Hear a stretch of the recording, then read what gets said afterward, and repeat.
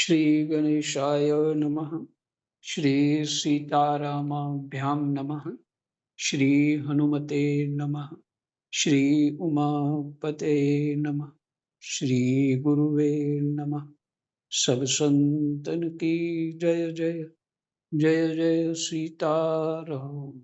राधे श्याम।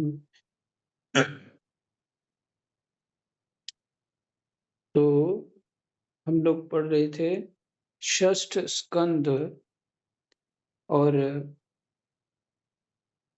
16वां अध्याय 18 और 18वां जो है वो श्लोक है, वो पाठ करना है अभी। तो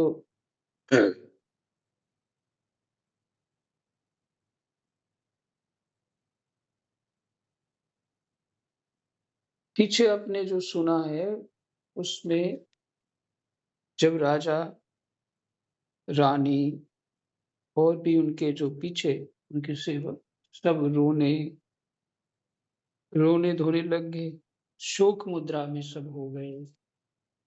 और उसके बाद पूर्ण रूप से वो शोकाकुल हो गए, जिसे कोई दुख समुद्र में डूब गया हो। और फिर अंगिरा महर्षि आए, देवर्षि नारद, उन्होंने उनको संतावना दी,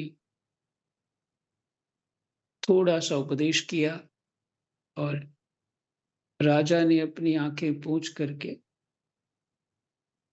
उनको प्रणाम करके और ये पूछा कि मेरे कल्याण के लिए,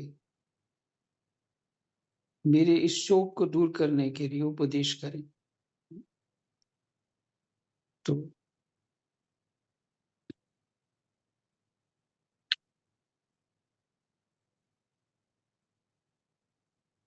देखो, थोड़ा सा बीच बीच से 2-4 लाइनें पढ़ लेती।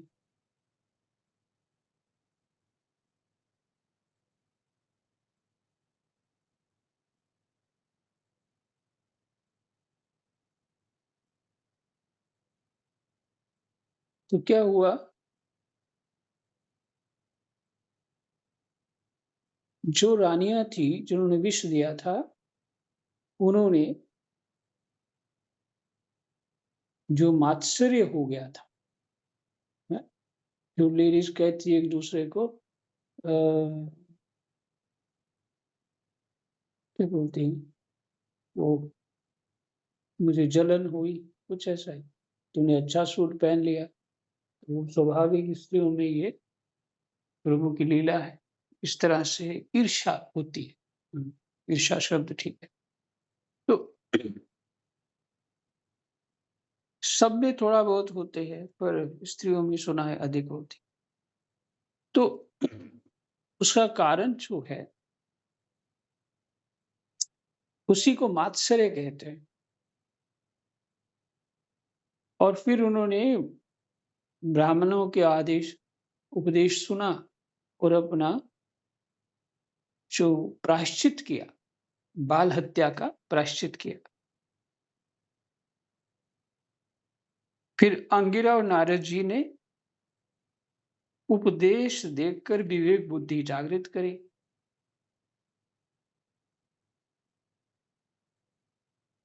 राजा चित्रकेतु घर गृहस्थी के अंधेरे कुएं से उसी प्रकार बाहर निकल पड़े, जैसे कोई हाथी तालाब के कीचड़ से निकल आए।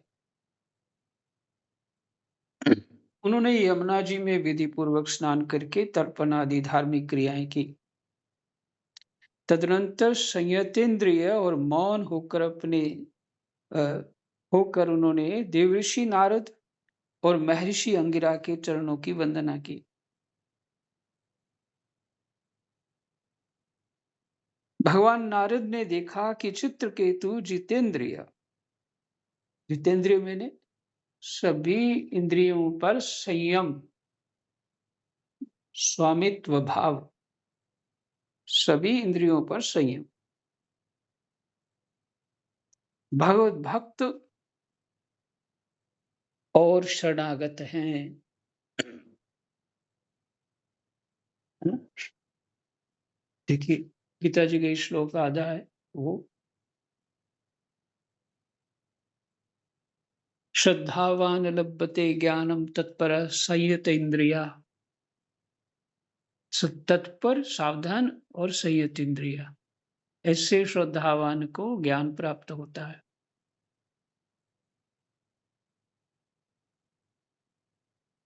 लेकिन होना चाहिए, बुद्धि प्रधान जीव को ज्ञान प्राप्त होना चाहिए। फिर ऐसा क्यों कि श्रद्धावान को ज्ञान प्राप्त होता है? ज्ञान बुद्धि का विषय नहीं है, हृदय का विषय है।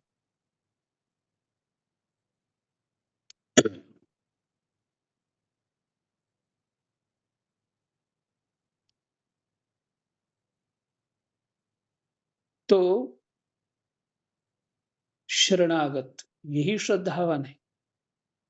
अतः उन्होंने बहुत प्रसन्न होकर उन्हें इस विद्या का उपदेश किया। देवऋषि नारद ने यूं उपदेश किया।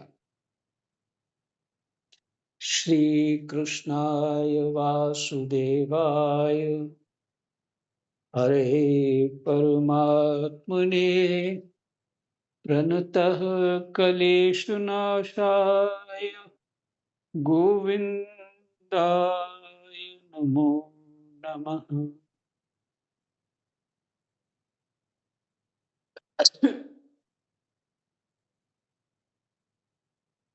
देवऋषि नारद ने यूं उपदेश किया, ओंकार स्वरूप भगवान आप वासुदेव, प्रद्युम्न, अनिरुद्ध और संकर्षण के रूप में क्रमशः चित्त, बुद्धि, मन और अहंकार के अधिष्ठाता। ये श्लोक को ठीक से याद कर लीजिए।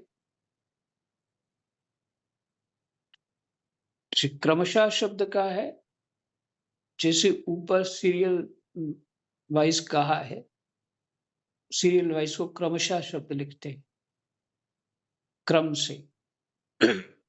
जैसे ऊपर कहा, वासुदेव, प्रद्युम्न, अनिरुद्ध और संकर्षण के रूप में क्रमशः चित्त, बुद्धि, मन और अहंकार के अधिष्ठाता हैं। ओंकार स्वरूप भगवान देवऋषि नारद ने यूं उपदेश किया। क्या? वासुदेव चित्त के अधिष्ठाता हैं, प्रद्युम्न जो है वो बुद्धि के अधिष्ठाता हैं, अनिरुद्ध मन के अधिष्ठाता है, संकर्षण अहंकार के अधिष्ठाता है। ठीक है।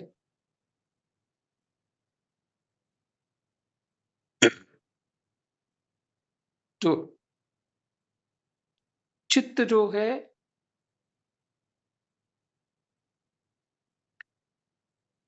परमात्मा का अंश है, वासुदेव भगवान का अंश है।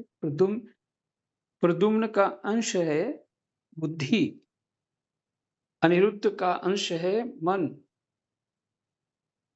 अनिरुद्ध, इसलिए हम अनिरुद्ध बोलते हैं, अनिरुद्ध शब्द है जो निरुद्ध नहीं होता।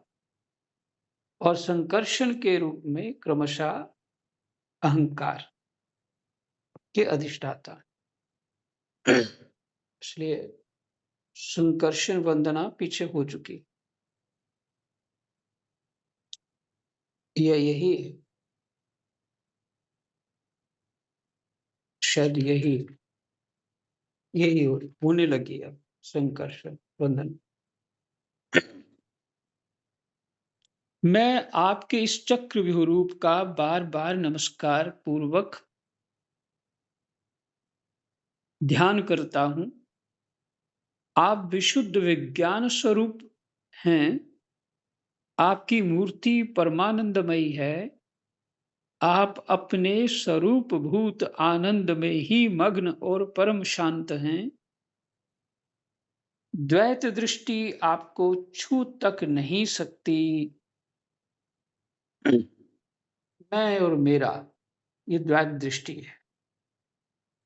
दृश्य और दृष्टा, द्वैत दृष्टि है। सब कुछ मैं ही हूं, ये अद्वैत दृष्टि।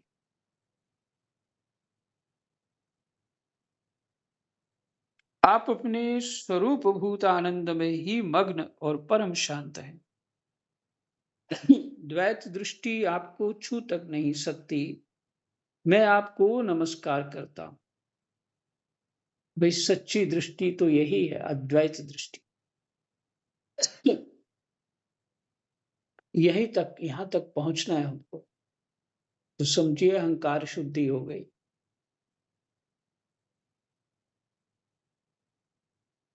अब जब मैं ही हूं सब कुछ, तो किससे राग करोगे, किससे द्वेष करोगे? अब क्लेश कौन सा रहा? जैसे हमने अज्ञान से ही स्वप्न में खुद ही प्रपंच रच के सुखी दुखी हो रहे होते हैं। हमारी चित्त वृत्ति, मनोवृत्ति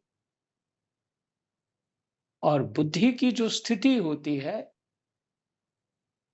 वो हम रच लेते हैं स्वप्न में।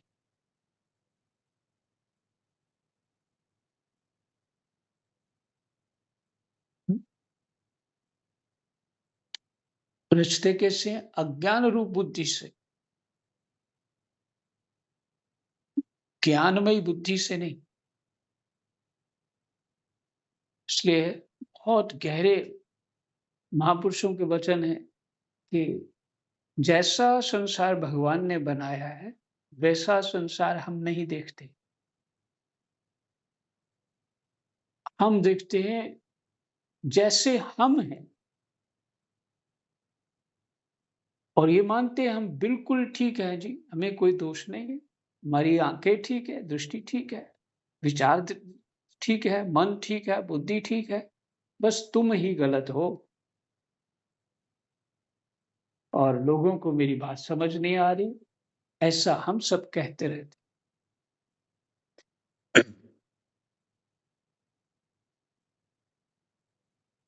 अपना अज्ञान, मैं और मेरापन स्वप्न में भी नहीं छूटता।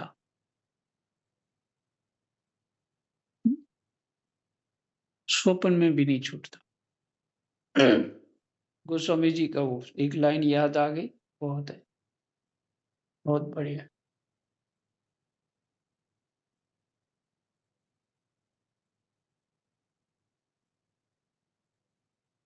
मैं जानी हरिपद रति नाही, मैं जानी हरिपद रति नाही। गोस्वामी जी कहते हैं मैंने जान लिया, मुझे भगवान के चरणों में स्नेह नहीं, प्रेम नहीं। कैसे? सपने हूं नहीं विराग मन माही। सपन में भी मुझे वैराग्य नहीं होता। सपने हूं नहीं विराग मन माही, मैं जानी हरिपद रति नाही। काम भुजंग ढसत जब जाही, विषय नीम कटु लगत न ताही। काम रूपी भुजंग, किसी को भुजंग मैंने सर्प, कामना रूपी, काम रूपी, इच्छा रूपी, जिसको सर्प डस जाता है, इसकी कामनाएं बनी रहती है, द्वैत दृष्टि बनी रहती है। जब ये सर्प डस जाता है, ऐसा सर्प डस जाता है, उसे विषय रूपी नींव कड़वी नहीं लगती, उसको विषय अच्छे लगते।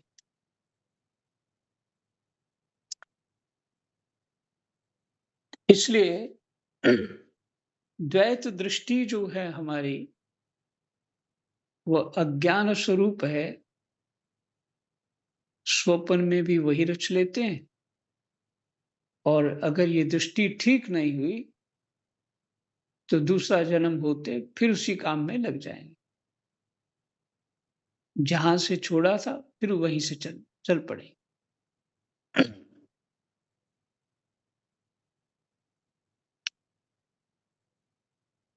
तो भगवान संकर्षण को कह रहे हैं, उनकी स्तुति कर रहे हैं, द्वैत दृष्टि आपको छू तक नहीं सकती,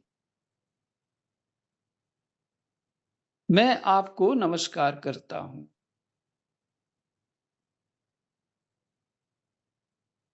अपने स्वरूपभूत आनंद की अनुभूति से ही आपने माया जनित राग द्वेष आदि दोषों का तिरस्कार कर रखा है। माया जनित राग द्वेष है, यही अज्ञान दृष्टि आदि दोषों का तिरस्कार कर रखा है। मैं आपको नमस्कार करता हूं।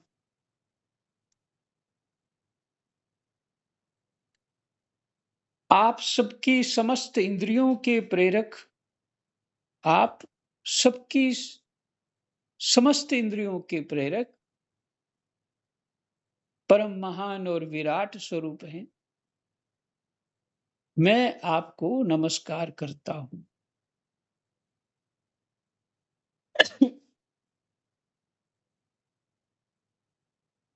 मन सहित वाणी आप तक ना पहुंचकर बीच से ही लौट आती है। उसके उपरत हो जाने पर जो अद्वितीय नाम रूप रहित चेतन मात्र और कार्य कारण से परे की वस्तु रह जाती है, वह हमारी रक्षा करे।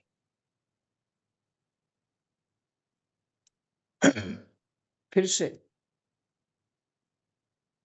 मन सहित वाणी आप तक ना पहुंचकर बीच से ही लौट आती।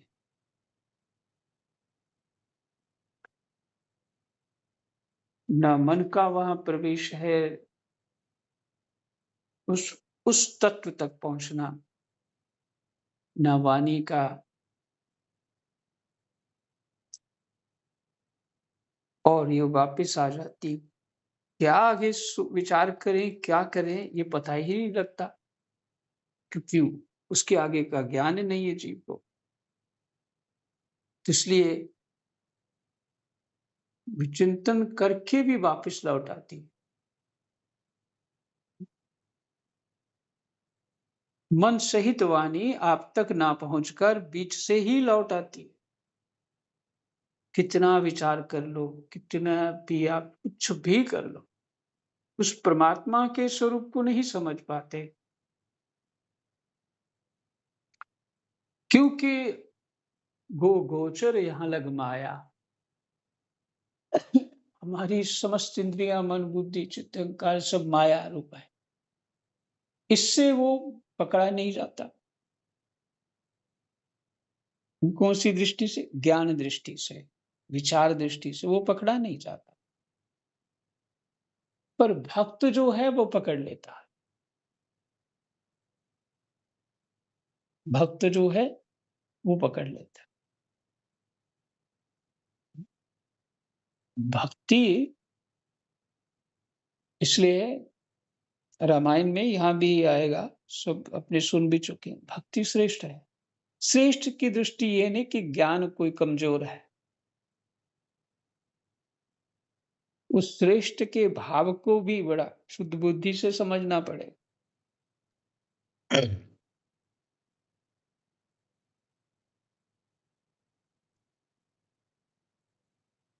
तो इसलिए मन सहित वाणी आप तक ना पहुंचकर बीच से ही लौट आती।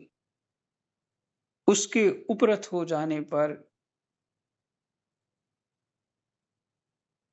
जो अद्वितीय नाम रूप रहित चेतन मात्र और कार्य कारण से परे की वस्तु रह जाती है, वह हमारी रक्षा करे।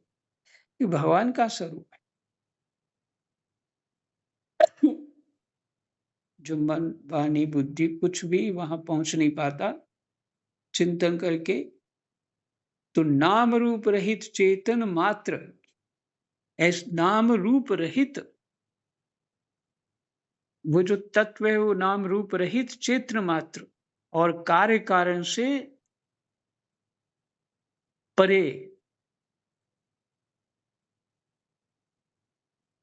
कारण से भी परे, कार्य से भी परे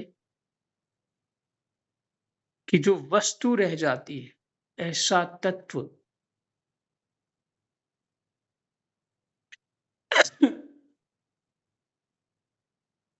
ऐसा तत्व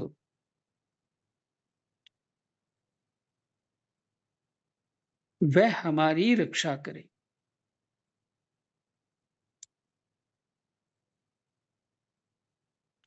यही उस ब्रह्म तत्व का स्वरूप। अब ये तो सिद्धांत ज्ञान का हुआ। अब भक्ति के सिद्धांत में नाम जप करो, भगवान की सेवा पूजा करो, भगवान की कथा गुणानुवाद सुनो, ये भक्ति का सिद्धांत है। और ज्ञान वाले भी वहां नहीं पहुंच पाते हैं। ये दोनों बातें हो गई। पर इसीलिए कहते हैं ना, बिंदु जी ने एक भजन लिखा,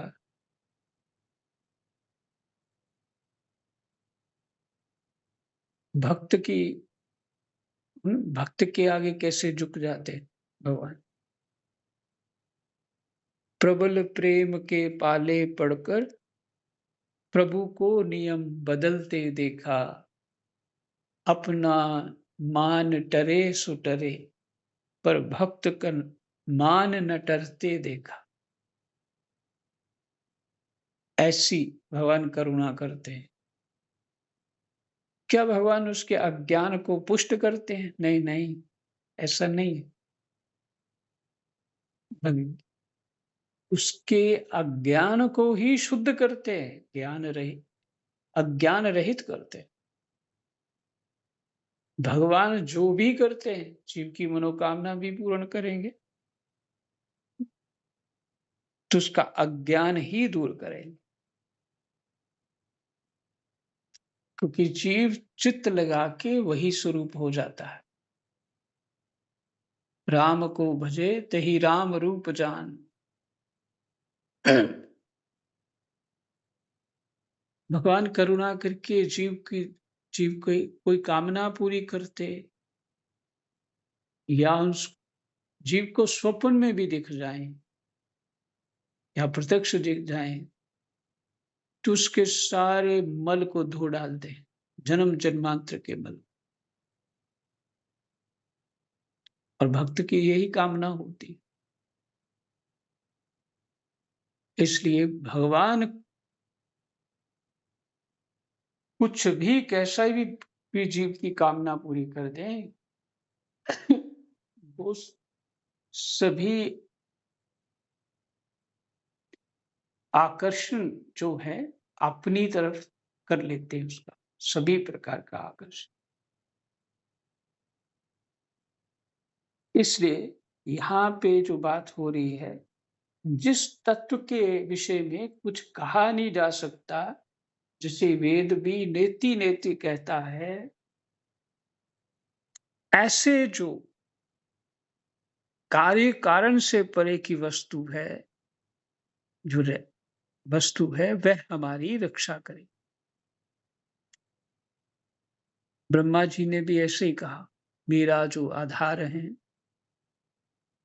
मैंने इस तरह के शब्द कहे, वह मेरी रक्षा करे।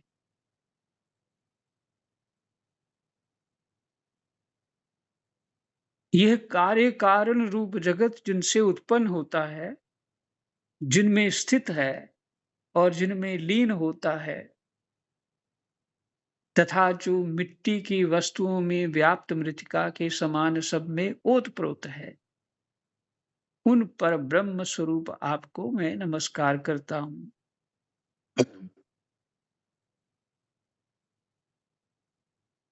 अच्छा, ये जो तत्व है जिसको कोई जानता नहीं है, का वास्तविक स्वरूप कोई नहीं जानता।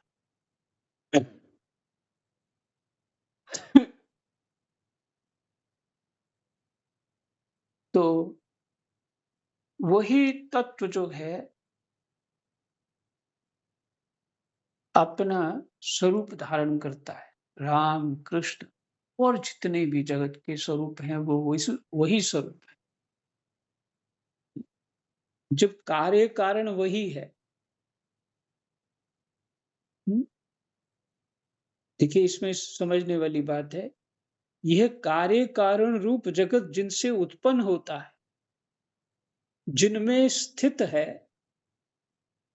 और जिनमें लीन होता है, जिनमें उत्पन्न होता है, जिनमें स्थित रहता है और जिनमें लीन होता है, ये तीन कार्य तो जगत में होते हैं। उत्पत्ति, स्थिति और प्रलय। तथा जो मिट्टी की वस्तुओं में व्याप्त मृत्तिका के समान सब में ओतप्रोत है। घड़ा बना लो, मिट्टी का गिलास बना लो, कटोरी बना लो, थाली बना लो, इससे वो जिसमें दाल सब्जी बनाते हैं, तो पतीली, कुछ अलग अलग नाम है उनके, वो बना लो। लेकिन है तो मिट्टी ना, है मिट्टी। तो जिससे उत्पन्न होता है, जब ये दृष्टि होगी कि वही सब कुछ बना हुआ है, ज्ञान दृष्टि से जगत कुछ और दिखता है और अज्ञान दृष्टि से जगत कुछ और दिखता है। वही सब कुछ बना हुआ है।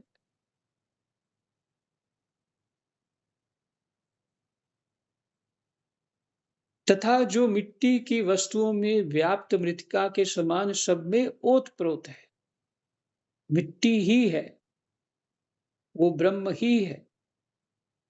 उन ब्रह्म उन पर ब्रह्म स्वरूप आपको मैं नमस्कार करता हूं।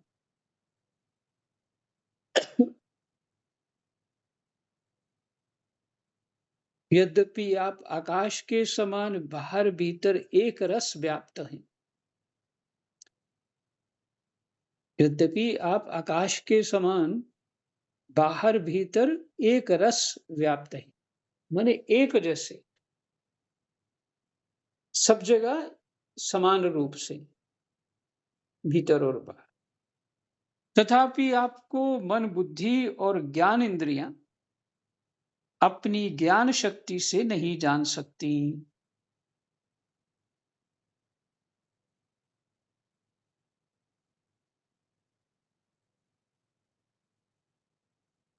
ज्ञान इंद्रियां अपनी ज्ञान शक्ति से आपको नहीं जान सकती। ये ज्ञान इंद्रियों की, देखो, आपको मन, बुद्धि और ज्ञान इंद्रिय तुम्हारे पास कुछ तो और है ही नहीं, यही है मन, बुद्धि और ज्ञान इंद्रिय। अपनी ज्ञान से शक्ति से नहीं जान सकते। ये तो पक्का कर लीजिए बुद्धि में कि हम भगवान को नहीं जान सकते।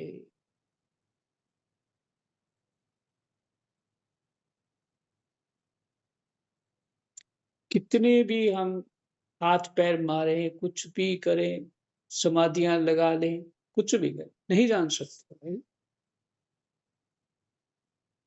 इसलिए कहा, गुरु गुरु बिन भव निधि तरे न कोई, जो विरंची शंकर सम हो। ब्रह्मा और शंकर के समान भी जीव ऐसी सा स्तर भी रखता हो तो गुरु के बिना तर नहीं सकता।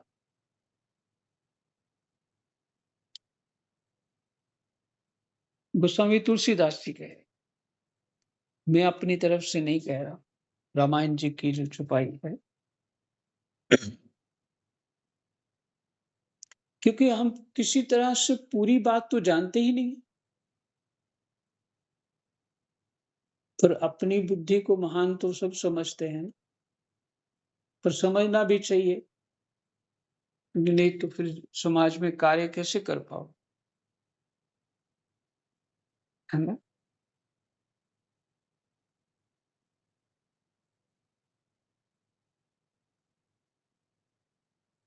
और प्राण तथा कर्मेंद्रियां अपनी क्रियारूप शक्ति से स्पर्श भी नहीं कर सकती। मैं आपको नमस्कार करता हूं।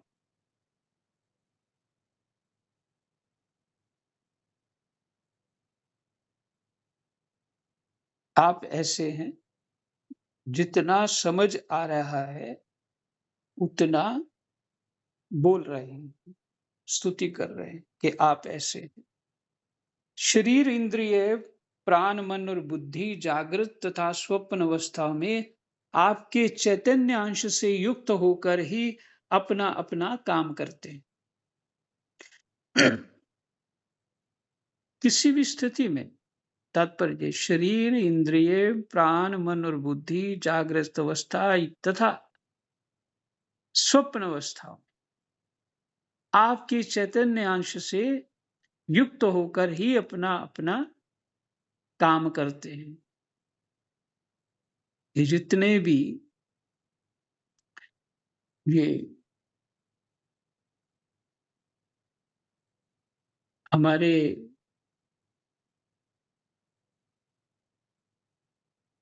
इंद्रियां, मन, बुद्धि, चित्त, अहंकार जो भी है हमारे पास, या स्वप्न अवस्था, जागृत अवस्था, या मूर्छा इत्यादि, ये सब जो करण है, एक प्रकार से ये करण है सब, ये अपने पावर से कुछ नहीं कर सकते जब तक आपकी पावर अंश मात्र इसमें इन सब में होगी तो ये कार्य करते। आपके चैतन्य अंश से युक्त ना होने के कारण अपना अपना काम करने में असमर्थ हो जाते। युक्त ना होने के कारण चैतन्य अंश से ही ये सब कार्य करते, और चैतन्य अंश ना हो तो ये कुछ कार्य नहीं कर पाते। ठीक वैसे ही जैसे लोहा अग्नि से तप्त होने पर जला सकता है, अन्यथा नहीं। अगर लोहे को अग्नि से तपा दो तो वो जला देगा, पर ऐसे तो लोहा किसी को नहीं जला सकता, ठंडा ही रहता है। जिसे दृष्टा कहते हैं वह भी आपका ही एक नाम है। जागृत आदि अवस्था में आप उसे स्वीकार कर लेते हैं,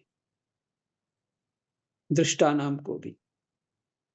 वास्तव में आपसे पृथक उनका कोई अस्तित्व नहीं है। दृष्टा भी कल्पना है समझाने के लिए। ओंकार स्वरूप महाप्रभावशाली महाभिभूतिपति भगवान महापुरुष को नमस्कार है।